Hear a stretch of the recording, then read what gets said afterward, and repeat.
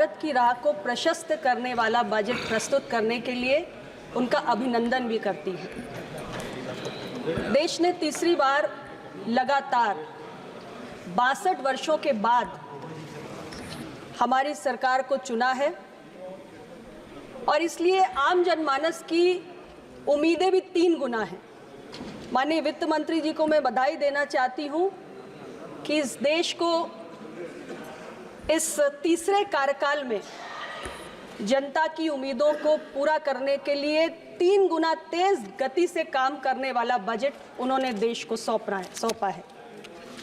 हालांकि सभापति महोदय, मेरे विपक्ष के मित्रों ने कहा कि ये कुर्सी बचाओ बजट है, ये एनडीए का बजट है, ये भारत का बजट नहीं है। मैं अपने विपक्ष के मित्रों को कहना चाहती हूं कि ये एनडीए का बजट है और ये भारत का बजट है, क्योंकि भारत ने एनडीए को चुना है, आपको नहीं चुना है। और भारत ने एनडीए को तीसरी बार लगातार चुना है और इसलिए चुना है because NDA is of the people, by the people and for the people of Bharat.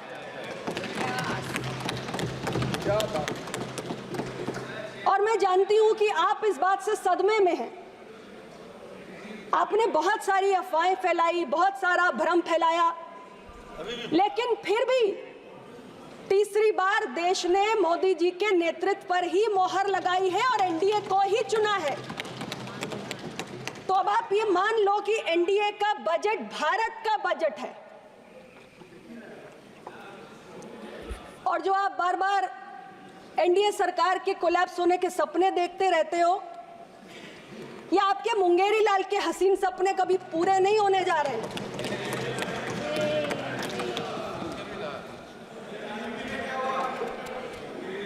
हमारी सरकार पूरे 5 साल चलेगी और 3 गुना तेज गति से अपने तीसरे कार्यकाल में अपने सारे कमिटमेंट पूरा करेगी जो वादे हमने देश से किए हैं। सभापति महोदय, मैंने अभी माननीय एलओपी का भाषण सुना, मुझे लगा बजट भाषण होगा। बजट भाषण में बजट के अलावा सब कुछ था, केवल बजट नहीं था। यानी बजट के हलवा सेरेमनी का चित्र भी था, उसका भी उल्लेख था, कास्ट सेंसस का भी उल्लेख था, सब कुछ था, बस बजट नहीं था। मैं एलओपी को सिर्फ इतना ही कहना चाहती हूं, मेरे विपक्ष के मित्रों को भी, कि देश में तो अभी बजट पे ही बात करूंगी, आप सुन तो लो, बिल्कुल सुनिए, अभी आप धैर्य रखिए, मैं सब बात का जवाब दूंगी। सभापति महोदय, देश में सबसे लंबे समय तक कांग्रेस और यूपीए की सरकार रही है और अगर अपने कार्यकाल में आपने बजट की हलवा सेरेमनी के चित्र की कमियों की चिंता की होती या कास्ट सेंसस की चिंता की होती, तो आज जो आप कह रहे हैं, इस देश के एससी, एसटी, ओबीसी को आपकी चिंता जायज नजर आती। लेकिन आज जब आप सत्ता से बाहर होने पर यह चिंता व्यक्त करते हैं, तो देश का एससी, एसटी, ओबीसी ये समझता है कि आपकी ये चिंता केवल सत्ता में वापस आने की व्याकुलता से अधिक और कुछ भी नहीं। और अब मैं बजट पे आती हूं, अध्यक्ष महोदय। हमारी सरकार ने देश के किसान, देश के युवा, देश की महिला, देश के गरीब, देश के मिडिल क्लास, इन सबको अपनी प्राथमिकता में रखा है। मैं बात अगर कृषि की करूं, हमारी सरकार ने 1.52 लाख करोड़ का प्रावधान किया है और कुछ महत्वपूर्ण बातें।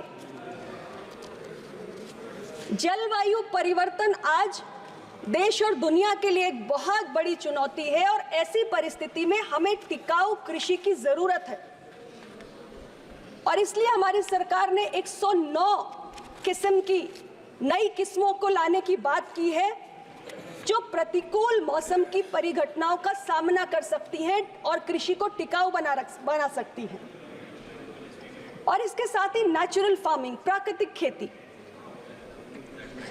आज ये वर्तमान समय की और आने वाले भविष्य की जरूरत है कि हम प्राकृतिक खेती को बढ़ावा दें, मिट्टी की सेहत का ख्याल करें और देशवासियों की सेहत का भी ख्याल करें। हमारी सरकार ने इस बजट में टिकाऊ कृषि के साथ साथ देश की खाद्य सुरक्षा बढ़ाने पर ध्यान दिया है। मेरे विपक्ष के मित्र जो बैठे हुए हैं, इनमें से कौन असहमत होगा कि आज देश को नेचुरल फार्मिंग की जरूरत नहीं है, या देश को ऐसी फसल की किस्मों की जरूरत नहीं है जो मौसम की प्रतिकूल परिस्थितियों में टिकी रहे? क्या आप इस बात से सहमत नहीं है कि आज हमारी दलहन और तिलहन के लिए जो इंपोर्ट डिपेंडेंस है उसको हमें कम करना चाहिए और अपने डोमेस्टिक प्रोडक्शन को बूस्ट करना चाहिए? हमारी सरकार ने ये तमाम प्रयास इस बजट में किए हैं और इसलिए ये किसानों की भलाई का बजट है। और जहां तक विषय एमएसपी का है, सभापति महोदय, अनेक नई फसलों को एमएसपी में दायरे में लाने का काम हमारी सरकार ने 10 सालों में किया है।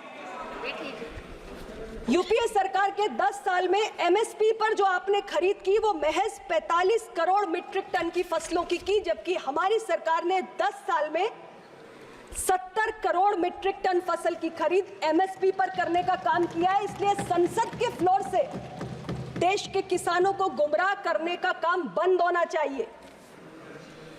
अध्यक्ष महोदय, हमारी सरकार की प्राथमिकता में देश के युवा है। बजट पेश होने से पहले इकोनॉमिक सर्वे आया, उसमें 2 महत्वपूर्ण बातें कही गई।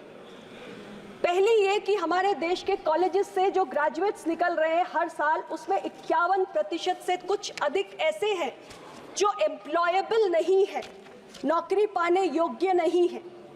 इसका एक कारण यह भी हो सकता है कि इंडस्ट्री को, उद्योगों को आज जिस स्किल सेट की आवश्यकता है वो हमारे युवाओं के पास नहीं है। और साथ ही तमाम ग्लोबल अनसर्टेनिटीज के बाद, इकोनॉमिक डिप्रेशन की परिस्थितियों के बाद भी भारत की अर्थव्यवस्था जिस तेज गति से आगे बढ़ रही है, उसको देखते हुए, उससे तालमेल बिठाते हुए हमें रोजगार सृजन करने की आवश्यकता है। ये 2 बातें इकोनॉमिक सर्वे में कही गई और हमारी सरकार ने जो बजट पेश किया उसमें इन दोनों बातों का ध्यान रखा। 2 लाख करोड़ का प्रावधान युवाओं की स्किलिंग के लिए, युवाओं के रोजगार के लिए सरकार ने किया। एम्प्लॉयमेंट लिंक्ड इंसेंटिव स्कीम, इसके तहत 3 योजनाएं लाई गई। मैं उसके विस्तार में नहीं जाऊंगी क्योंकि मुझसे पहले बहुत सारे वक्ता उसकी चर्चा कर चुके हैं, लेकिन ये एक कोशिश है कि प्राइवेट सेक्टर को रोजगार के नजरिए से कैसे सरकार मदद करे। और स्किलिंग के लिए सेंट्रल गवर्नमेंट, स्टेट गवर्नमेंट और इसके साथ साथ हमारा प्राइवेट सेक्टर 20 लाख युवाओं को स्किलिंग करने जा रहा है। इसके लिए 1000 से ज्यादा जो हमारे ITIs हैं उन्हें अपग्रेड किया जाएगा ताकि युवाओं को उद्योगों की आवश्यकता के अनुरूप हम स्किल सेट दे सकें। सभापति जी, आज इंडस्ट्री के पास स्किल्ड लेबर की शॉर्टेज है और ITIs के माध्यम से जिन ट्रेड्स में हम स्किलिंग करते हैं, जैसे फिटर है, प्लम्बर है, कारपेंटर है, इलेक्ट्रिशियंस है, इसकी भी आवश्यकता बहुत सारे सेक्टर्स में, बहुत सारी इंडस्ट्रीज को पड़ती है। स्किलिंग के साथ साथ हमारी सरकार ने एक महत्वपूर्ण इंटर्नशिप की योजना का ऐलान किया जिसमें देश की टॉप 500 कंपनी में 1 करोड़ से ज्यादा युवाओं को हम इंटर्नशिप की सुविधा देंगे। ऐसे इसलिए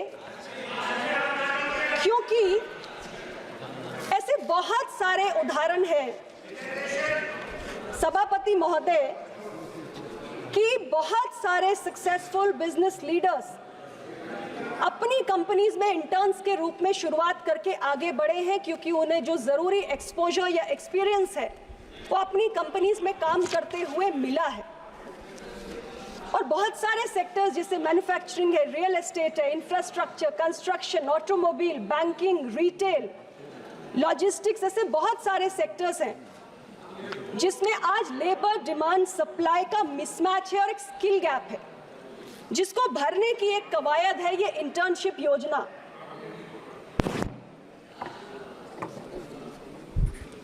और इसलिए हमारे विपक्ष के मित्रों को भी इसमें कोई आपत्ति नहीं होनी चाहिए कि टॉप 500 कंपनीज में इंटर्नशिप के अवसर देश के युवाओं को मिले। और अब मैं जिक्र करना चाहूंगी पूर्वोदय योजना का। सभापति महोदय, देश का संतुलित विकास एक गंभीर चिंता का विषय आज से नहीं, लंबे समय से है। हमारी सरकार ने देश के समग्र, संतुलित, सर्वस्पर्शी विकास पर सदैव बल दिया है। पूर्वोदय योजना के तहत जो हमारे देश के पूर्वी हिस्से में 5 राज्य हैं, बिहार, झारखंड, वेस्ट बंगाल, उड़ीसा, आंध्र, पिछड़े राज्य हैं, विकास की मुख्य धारा से वंचित हैं, और हमारी सरकार ने इन राज्यों की इस योजना के माध्यम से चिंता की है जो पूर्ववर्ती सरकारों ने नहीं की। ये दुर्भाग्यपूर्ण है। हाँ, ये जरूर है कि इसमें हमारी सरकार ने 5 राज्यों की चिंता की, लेकिन 2 राज्यों को लेकर, बिहार और आंध्र प्रदेश, इसको लेकर हमारे विपक्ष के साथी थोड़ा उत्तेजित भी हुए। उन्होंने कहा कि इनकी थाली में तो बहुत कुछ आ गया, बाकी को तो कुछ मिला नहीं, जबकि इस योजना में 5 राज्य लाभान्वित किए जा रहे हैं। अध्यक्ष महोदय, क्या आंध्र प्रदेश और बिहार देश का हिस्सा नहीं है? ये सवाल मैं विपक्ष के साथियों से पूछना चाहूंगी।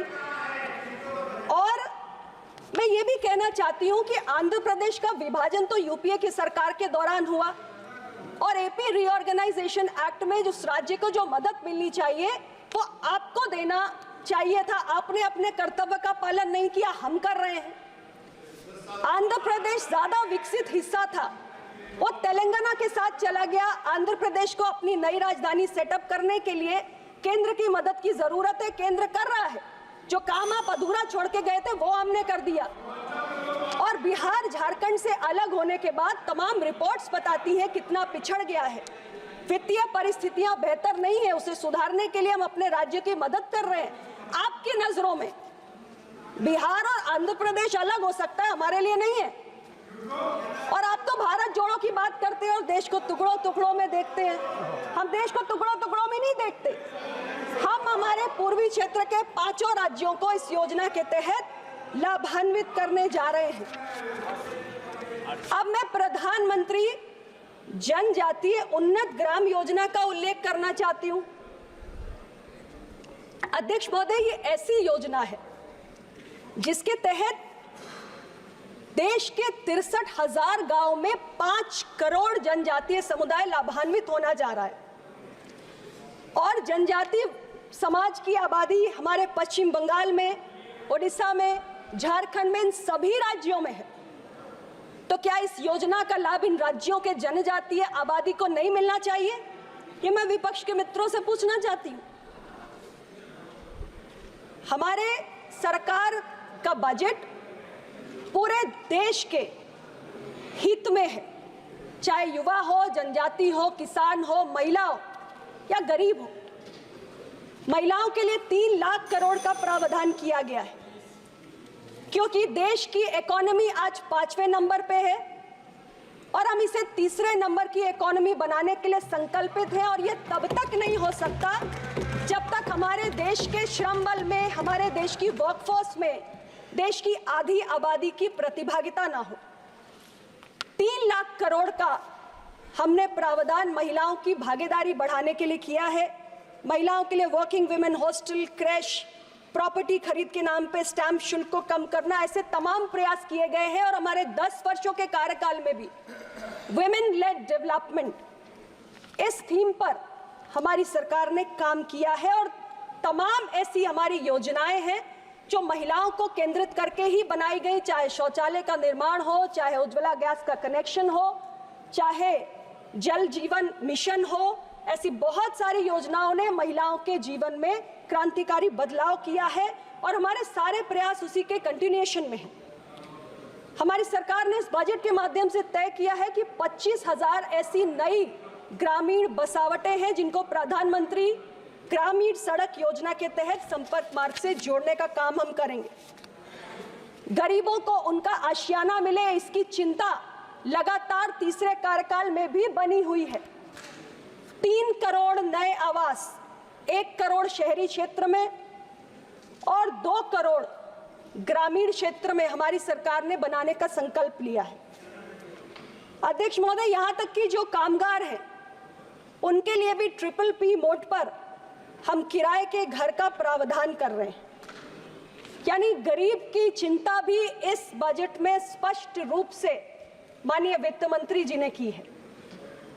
और इसके साथ 25 करोड़ गरीबों को हम अगर गरीबी रेखा से बाहर निकल के लाए हैं तो इसीलिए संभव हुआ है क्योंकि हमने गरीबी मिटाने के प्रयास पूरी ईमानदारी से किए हैं। जो आप नहीं कर पाए, आप गरीबी हटाओ का नारा देते रहे, लेकिन आपके आंकड़ों में गरीब कभी भी गरीबी से बाहर नहीं निकल पाए। लेकिन महज 10 वर्षों में हमने 25 करोड़ गरीबों को गरीबी रेखा के बाहर निकाला, मल्टी डायमेंशनल पॉवर्टी से बाहर निकाल के दिखा दिया। और 5 साल बाद और बढ़े हुए आंकड़े लेकर इसी पार्लियामेंट में आपके सामने आएंगे। अध्यक्ष महोदय, एक और बात, 2030 तक 60 करोड़ के लगभग, आंकड़ा ऊपर नीचे भी हो सकता है, देशवासी जिस तरीके से ग्रामीण क्षेत्रों से हमारे शहरों में जा रहे हैं, बस रहे हैं, ये बसेंगे बड़ी संख्या में और जीडीपी में आज इनका कंट्रीब्यूशन 66% है।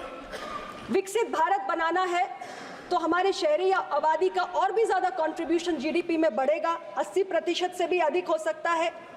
इसलिए जरूरी है कि हम अपने शहरों का उचित विकास करें, उनको ग्रोथ हब्स बनाएं और इसके लिए भी 30 लाख से अधिक आबादी के 100 ऐसे शहरों को वित्त मंत्री जी ने जो तमाम आधुनिक सुविधाएं हैं, चाहे जल आपूर्ति की हो, सीवेज ट्रीटमेंट को हो, सॉलिड वेस्ट मैनेजमेंट की हो, इसको बढ़ावा देने की बात माननीय वित्त मंत्री जी ने की है। इसके साथ ही जो हमारा लास्ट बात है मेरी, जो हेल्थ सेक्टर का बजट है, पिछली बार से 12.9% बढ़कर अब 90,958 करोड़ हो चुका है। 7,000 करोड़ की इसमें वृद्धि हुई है। कैंसर के मरीजों के लिए, क्योंकि इसकी संख्या हर वर्ष लगभग 2.5% बढ़ रही है, पिछले वर्ष भी हमने 15 लाख के करीब कैंसर केसेस देखे, और oral cancer, lung cancer, breast cancer, ovarian cancer, ये काफ़ी तेज़ी से देश में बढ़ा है। इसके लिए हमने कैंसर के मरीजों को भी बजट में सौगात दी है और 3 ऐसी दवाएं हैं जिसपे कस्टम ड्यूटी को घटाकर उसके दाम हमने कम किए हैं ताकि सस्ता और सुलभ इलाज देश की जनता को उपलब्ध हो सके।